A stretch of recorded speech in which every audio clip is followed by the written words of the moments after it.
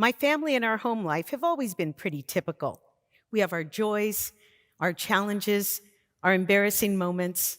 However, while you have probably kept your family's most private moments private, I, on the other hand, have made a living by exposing mine. For over 20 years, I've been known as the mommy comic, sharing stories about family dysfunction and daily chaos on the stage. Who among us hasn't bribed a kid for good behavior? We promised candy, later bedtime, more TV. When I was 8 months pregnant and desperate for sleep, I promised my two kids they could name the baby if they let me take a half-hour nap. I was happy, they were happy, baby Aladdin, not so happy. And all this wasn't an act. This has been my life. During the day, I was managing 3 kids, a dog, a bird, helping an elderly neighbor, a husband who traveled. Oh, I'd get everyone fed, sitter paid, pull the curlers out of my hair on the way into the comedy club, and then hit the stage. It was about 8 years ago when a personal bombshell struck. Now, on this particular day, I was running errands and I was flying out to a big corporate event that night. But first, I arranged to get some quality mom time with my college boy. Everything was going great, going as planned, on schedule. Gave him homemade cookies and a big hug and a kiss goodbye. And just as I'm pulling away, he asked me, "Hey, Mom, do you know what transgender means?" I remember nodding yes. I watch RuPaul's Drag Race. But still, this was such an odd question. I was trying to process what he said, and he continued, "I'm that. I'm transgender." And with those 4 words, everything I knew about my son was shaken to its core. I was processing as fast as I could. What was my son telling me? He's a she? She's my daughter? My mind was racing, my heart was pumping, and I had so many questions. But I had to get to work, and there just wasn't time. You see, for everything I didn't understand, there was one thing that I did. My child made sure I would not have time to ask any questions. Wasn't that strategic? As a mom, I was really frustrated. As a comedian, I was impressed with my kids' timing. So that night, at the same time, I'm telling jokes from my standard set list about my all-American family and our all-American dysfunction. Everything I knew was slipping away. My body was performing my show without me, while my brain was off somewhere else, wrapping itself around what had just happened. What I wouldn't give for those old worries. Bad grades, skipped school, smoking cigarettes.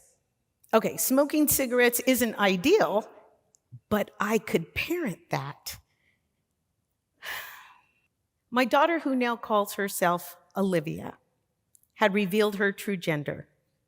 And as it turns out, I was the one about to have an identity crisis. My heart was broken, and I withdrew from family and friends, afraid they would judge, even oust me. Stand-up had always been my refuge, but now there was no refuge. No part of my life was insulated from this. So for the next few months and even years, I continued with my old act because I could just not see the funny in where I was now. Every day, I'd get on stage and recite my act beat by beat, line by line, leaving the kids at the ages and stages where they were. I felt like an imposter, like the 30-year run of The Simpsons where nobody ever aged. There were times on stage when this secret was bubbling up inside me, so much that I just wanted to heckle myself. Oh, you think raising little kids is a big deal. Wait till you see what's coming your way. I gave all the appearances of someone who was doing just fine, but inside, I was a hot mess.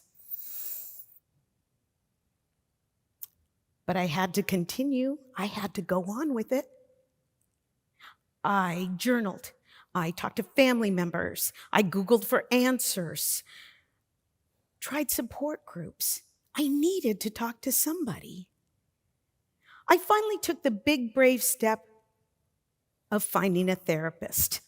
Well, mostly because my youngest daughter, Pilar, said that if I was going to continue to use her as my therapist, I'd have to Venmo her a $40 copay. Therapy was a game changer. I found a therapist that specialized in LGBTQ relationships and offered so much insight. Most importantly, there are a lot of moms in this situation. 1.3 million American adults and over 300,000 youth identify as transgender. I was not alone. My time in therapy was, well, therapeutic. I began to feel better and ready to focus on my professional life. Most folks don't talk about their personal issues at work. In fact, HR looks down on that. But my job is completely different. Talking about the struggles we experienced as a family helped put the down payment on my house. How was I going to make my modern family funny? In comedy, people like Olivia are the brunt of jokes, and that was never going to happen in my act. Enter my 16-year-old daughter, Pilar, who until that moment I thought knew nothing beyond the world of High School Musical. She insisted that I learn LGBTQ terminology, which would help me gain a better understanding of Olivia and her community.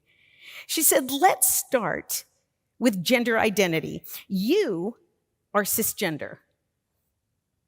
I was shocked. I shook my head. I said, oh, I don't think I'm that. She said, no, Mom, you're cisgender and so is Dad. Oh, maybe we shouldn't tell Dad. You know, he has been through a lot with this. And she said, calm down. All that means is that your gender identity and your body agree that you are a woman and that Dad is a man. Cisgender, super simple. Now, Olivia is transgender. She identifies as female, but was born into a male's body. She continued down a rainbow laundry list: gender fluid, gender queer, pansexual, asexual, and I have to admit, I was getting overwhelmed. But there are certain words that parents react to, words that get our attention, words like fire, we have a warrant, and sex. Sex was a word that will always get our attention. And I heard asexual. What is asexual? Oh, that's someone who doesn't want sex at all. Oh my God, that's me. She said, no, Mom, you're just tired. And we looked at each other and we laughed out loud. Great big belly laughs, the kind that just take over your whole body. And it was the first real laugh I had since this journey began. I didn't think it was possible, but this was funny. This gave me the courage to tell my 85-year-old mother, but I still struggled. When I was done over-explaining, she was quiet for a moment. And then she said calmly, oh, mija, I like the transgender people. I just don't like the Kardashian one.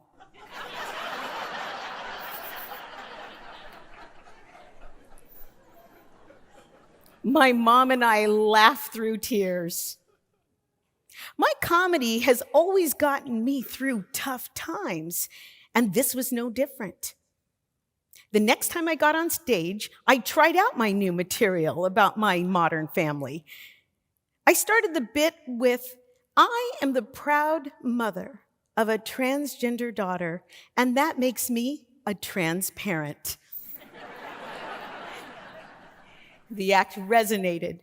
They laughed. They weren't about to judge or cancel me. They were ready for more, and I was ready to deliver. For example, the name change thing. Now, she had been changing her name every day and not cutting me any slack. Now, my kids know that I've called them by the wrong name or combined their names to make brand new ones or even called them by the dog's name. So have a little patience with me if I can't remember your name after the 5th change this week. How about this? If I'm looking at you, guess what? I'm talking to you.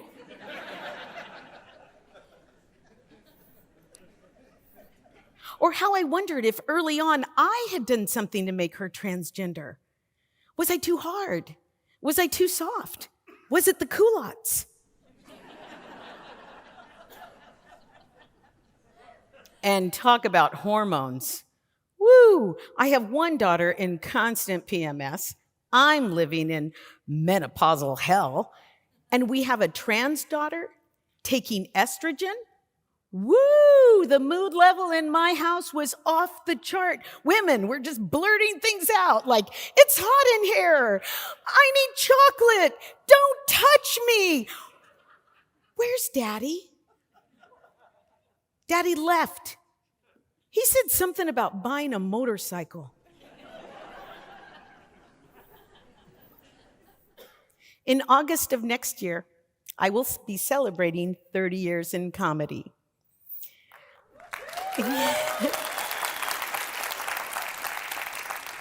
I've traded in my high heels for flats and no longer touch up my roots, and I traded my minivan in for a motorcycle helmet. And my comedy, it's authentic and updated. And that family in my comedy, the one frozen in time while I struggled to figure out the funny, are right where they belong, in photo albums. I've reclaimed my comedic voice, not by talking about or making jokes about Olivia. Instead, I talk about and make jokes about my experiences, the struggles, the challenges, and the learning.